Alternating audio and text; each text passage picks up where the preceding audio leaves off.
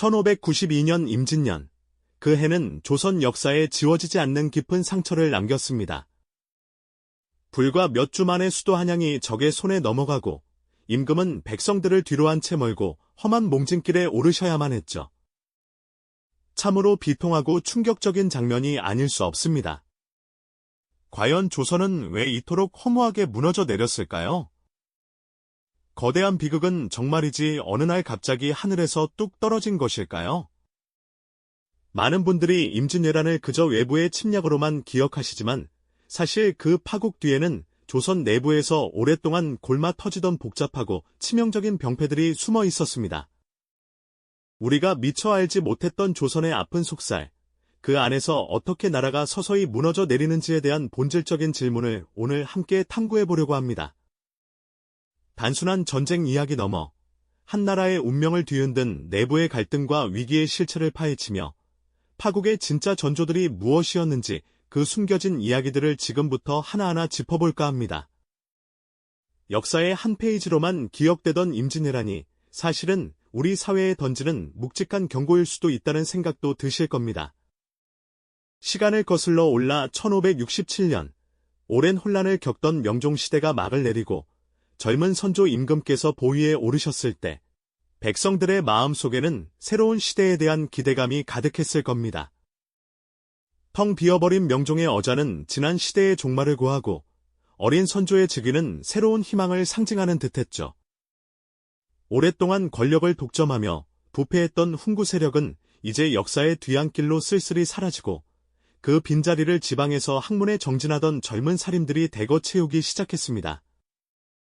그들은 학식과 청렴함을 바탕으로 조정의 활기를 불어넣으며 도탄에 빠진 백성을 구하고 나라를 바로 세우겠다는 뜨거운 열정을 품고 있었죠. 새로운 시대의 서막은 이처럼 희망찬 모습으로 시작되는 듯 보였습니다. 하지만 이 밝은 기대감 속에서도 미묘한 불안의 그림자는 서서히 들이오고 있었으니 바로 사림 내부의 균열이었습니다. 같은 사림이라 할지라도 그들이 수확한 학맥과 고향의 지역적 배경은 알게 모르게 서로 다른 색깔을 만들어내고 있었거든요. 마치 맑은 물에 한 방울씩 다른 잉크가 스며들듯 사림 내부의 크고 작은 차이들은 미래의 거대한 분열을 예고하는 듯했습니다. 보이지 않는 파벌의 씨앗은 이미 이때부터 조용히 뿌려지고 있었던 것이죠. 그리고 이러한 미묘한 균열은 결국 피할 수 없는 분열의 씨앗이 되고 말았습니다. 그 시작은 바로 이조전랑이라는 관직을 둘러싼 개인적인 갈등에서 비롯되었죠. 이조전랑은 비록 정 오품의 낮은 직책이었지만 3사의 관리를 청구하고 후임자를 직접 추천하는 막강한 권한을 가진 요직이었습니다. 한마디로 조선 관료 사회의 핵심 인사를 좌우할 수 있는 그야말로 킹메이커와도 같은 자리였던 셈입니다. 이때 척신 세력의 대표 격이던 심의겸과 새롭게 떠오르던 젊은 사림 인재 김효원이 이 이조전랑 자리를 놓고 첨예하게 대립하게 됩니다. 심의겸은 자신의 처남인 김효원을 추천하려 했지만 김효원은 심의겸이 척신이라는 이유로 그의 추천을 단호히 거부했죠. 이 개인적인 반목은 단순한 감정 싸움으로 끝나지 않았습니다. 조정의 대신들은 각자의 연줄과 학연, 지연에 따라 심의겸의 편에 서거나 김효원의 편에 서면서 두 사람의 갈등은 순식간에 거대한 정치 세력화로 확장되었죠.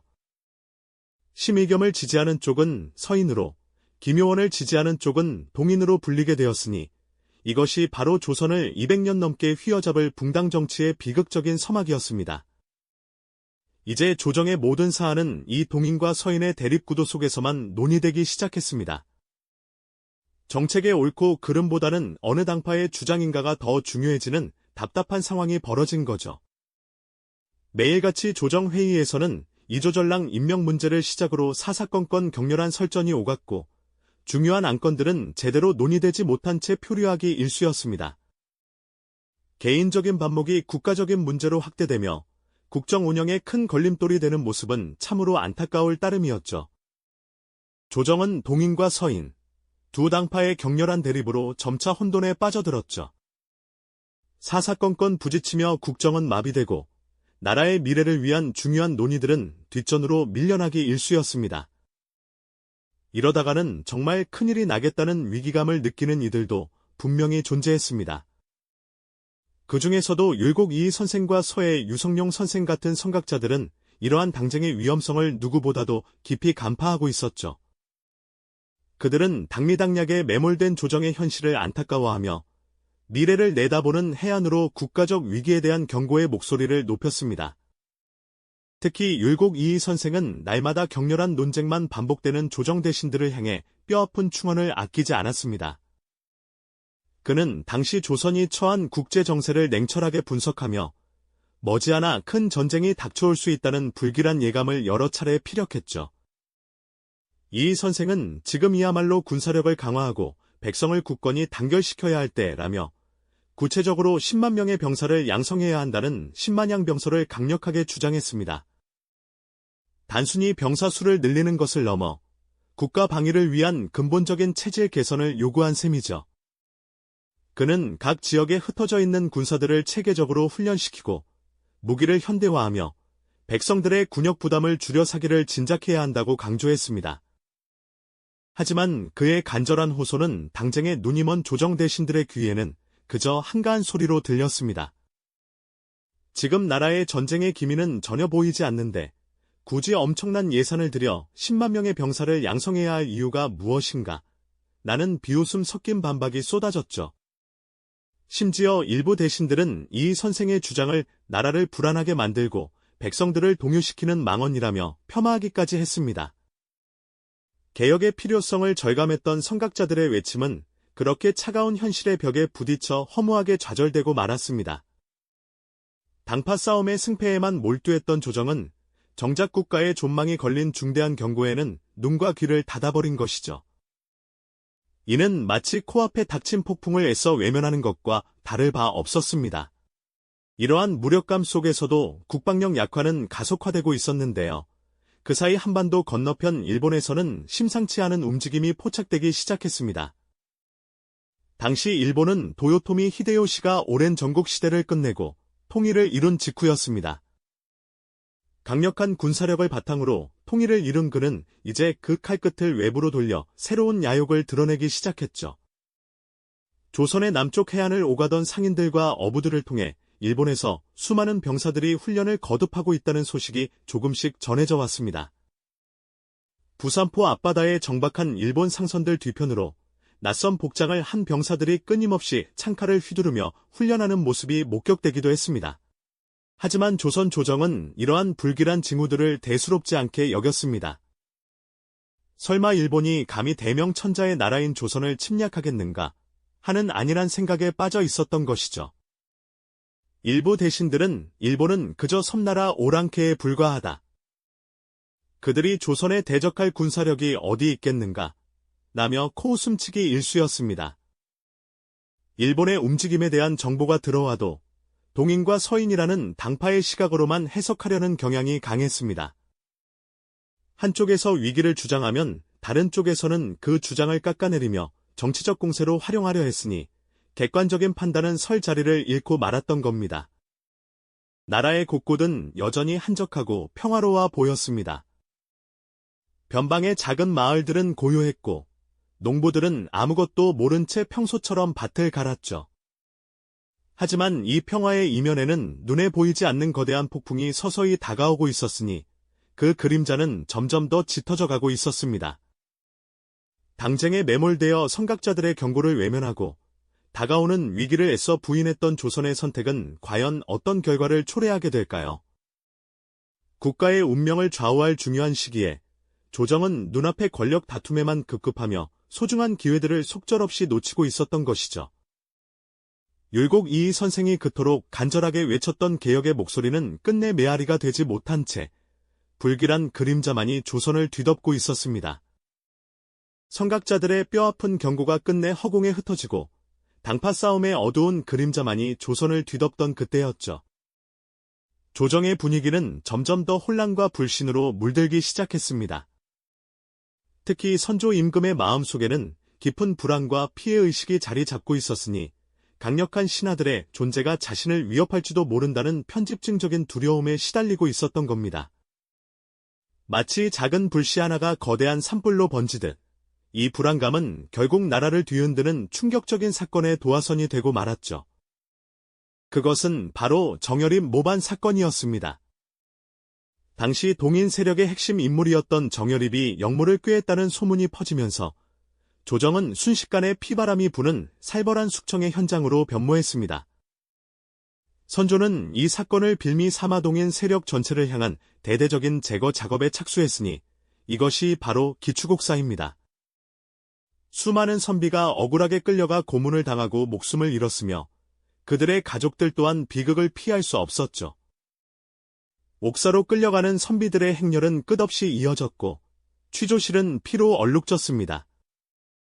한때 활기 넘치던 동인 세력의 저택들은 폐허가 되어버렸고 조정은 공포와 의심이 지배하는 암흑의 공간으로 전락하고 말았습니다. 이 사건으로 조선은 수많은 유능한 인재들을 잃고 국가의 역량이 심각하게 약화되는 치명적인 상처를 입게 됩니다. 내부의 분열과 피비린내 나는 숙청으로 조선의 국력이 바닥을 치고 있을 무렵 이웃나라 일본에서는 심상치 않은 움직임이 포착되고 있었습니다. 흩어져 있던 일본 열도를 도요토미 히데요시라는 인물이 마침내 통일하며 강력한 중앙집권체제를 구축했던 것이죠.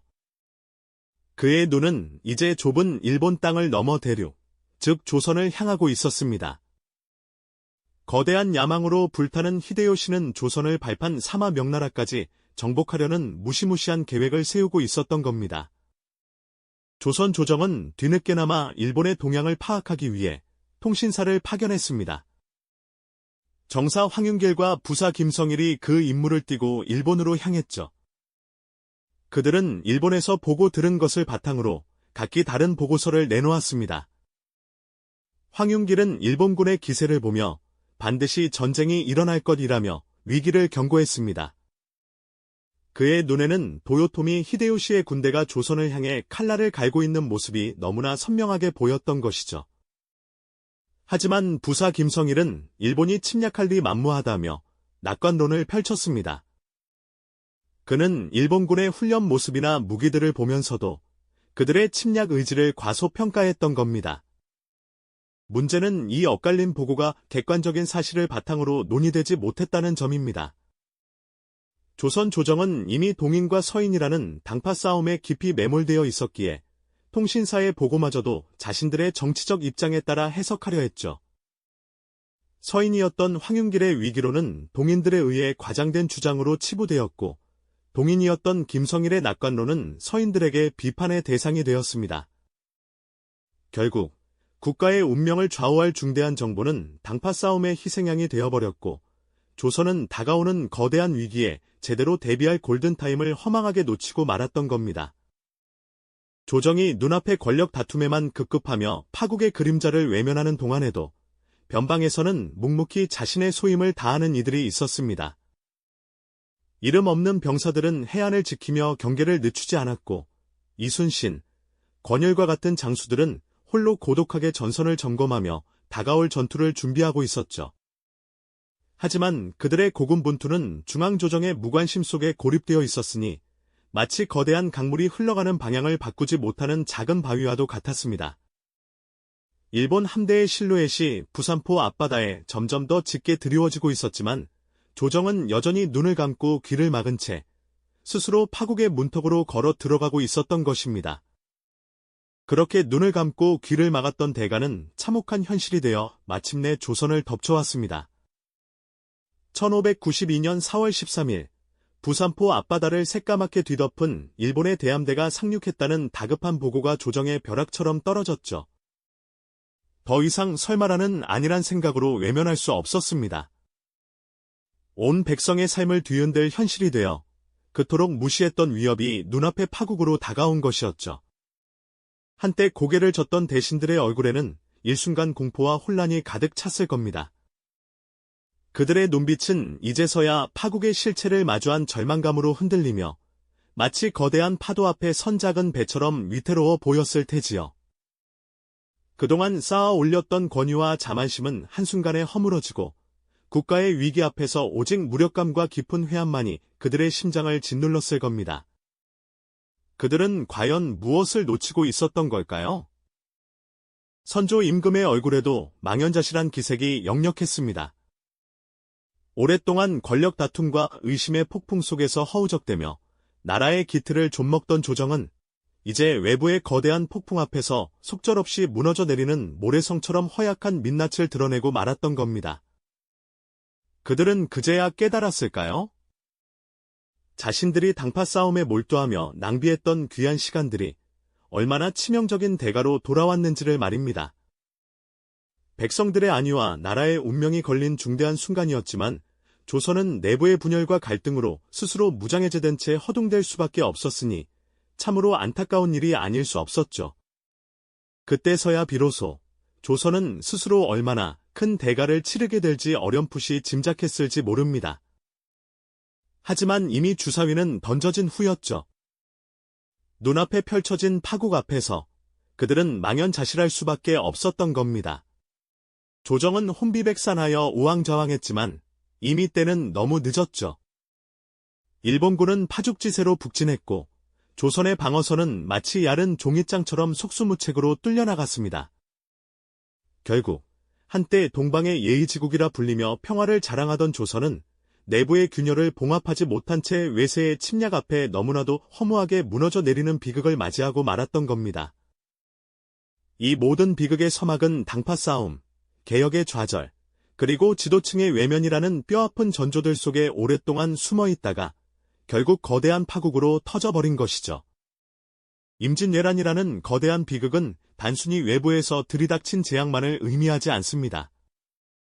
그것은 오랜 시간 동안 조선이라는 나라 안에서 서서히 골마가던 상처들이 마침내 터져버린 결과이자 스스로 자초한 파국이라고도 볼 수 있을 겁니다. 지도층은 서로를 향해 날선 칼을 겨누기에 바빴고 미래를 내다보는 선각자들의 지혜로운 목소리는 외면당했으며 정작 백성들의 고단한 삶은 안중에도 없는 정쟁만이 끝없이 이어졌습니다. 과연 조선은 외란을 막을 수 있었던 수많은 기회들을 스스로 걷어차 버린 것은 아니었을까요? 우리 역사를 되돌아보며 오늘날 우리 스스로에게 던져야 할 묵직한 질문이 아닐 수 없습니다. 이 역사의 비극은 오늘날 우리에게도 깊은 울림을 줍니다. 내부 갈등과 분열이 극심할 때 한 사회가 외부 위협 앞에서 얼마나 취약해질 수 있는지를 생생하게 보여주지 않습니까? 한 국가가 미래를 위한 준비보다는 눈앞의 이득과 권력 다툼에만 몰두하며 소중한 역량을 낭비할 때 어떤 대가를 치르게 되는지를 말이죠. 역사는 단순히 과거의 사건들을 나열하는 것이 아니라 미래를 위한 지혜를 전해주는 가장 엄중한 스승과도 같습니다. 우리는 과연 그 역사의 경고를 제대로 듣고 있을까요? 오늘날 우리 사회가 겪는 수많은 갈등과 분열 속에서 우리는 과연 과거의 뼈아픈 교훈을 어떻게 되새기고 새로운 길을 찾아야 할지 다시 한번 진지하게 고민해 보아야 할 때입니다. 내부 갈등과 분열이 극심할 때 한 사회가 외부 위협 앞에서 얼마나 취약해질 수 있는지를 생생하게 보여주지 않습니까? 한 국가가 미래를 위한 준비보다는 눈앞의 이득과 권력 다툼에만 몰두하며 소중한 역량을 낭비할 때 어떤 대가를 치르게 되는지를 말이죠. 역사는 단순히 과거의 사건들을 나열하는 것이 아니라 미래를 위한 지혜를 전해주는 가장 엄중한 스승과도 같습니다. 우리는 과연 그 역사의 경고를 제대로 듣고 있을까요?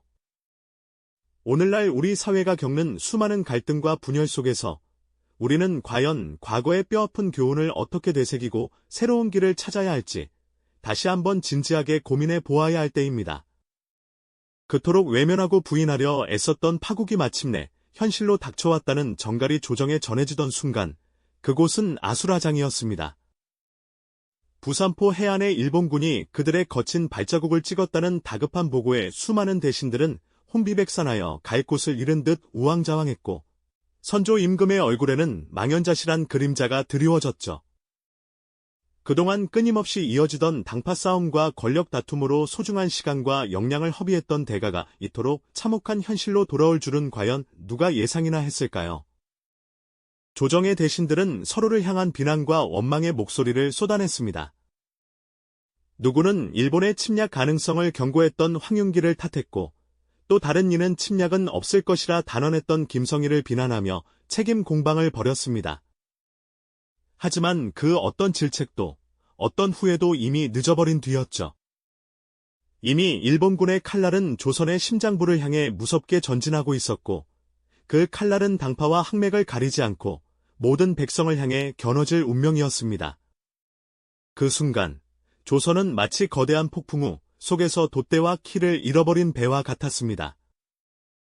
오랜 시간 동안 내부의 분열과 갈등으로 허비했던 수많은 기회들, 선각자들의 지혜로운 경고를 외면했던 오만함, 그리고 미래를 위한 대비보다는 눈앞의 권력 다툼에만 몰두했던 어리석음이 한꺼번에 치명적인 대가로 돌아온 것이었죠. 과연 조선은 이 거대한 외란을 막을 수 있었던 수많은 기회들을 스스로 걷어차 버린 것은 아니었을까요? 그 질문은 마치 날카로운 비수처럼 당시의 모든 이들의 심장을 꿰뚫었을 겁니다. 임진왜란이라는 거대한 비극은 단순히 외부 세력의 침략에 의해 촉발된 것이 아니었습니다. 그것은 내부의 갈등을 외면하고 미래를 내다보는 인재들의 목소리를 묵살하며 오직 권력 다툼에만 몰두했던 조선의 선택이 빚어낸 참혹한 결과였죠. 한 나라가 스스로의 역량을 갉아먹고 위기에 대한 대비를 소홀히 할 때 어떤 파국을 맞이하게 되는지 임진왜란의 역사는 우리에게 너무나도 분명하고 뼈아픈 교훈을 남겨주었습니다. 역사는 그저 과거의 사건들을 나열하는 오래된 이야기가 아닙니다. 그것은 현재를 살아가는 우리에게 미래를 위한 지혜를 전해주는 가장 엄중한 스승과도 같습니다. 오늘날 우리 사회가 겪는 수많은 갈등과 분열 속에서 우리는 과연 과거의 뼈아픈 교훈을 어떻게 되새기고 새로운 길을 찾아야 할지 다시 한번 진지하게 고민해 보아야 할 때입니다. 과연 우리는 역사의 그 엄중한 경고를 제대로 듣고 있을까요? 이 영상이 도움이 되셨다면 좋아요와 구독 부탁드립니다. 여러분의 응원이 제게 큰 힘이 됩니다. 다음 영상에서도 더 유용한 정보를 공유하겠습니다. 감사합니다.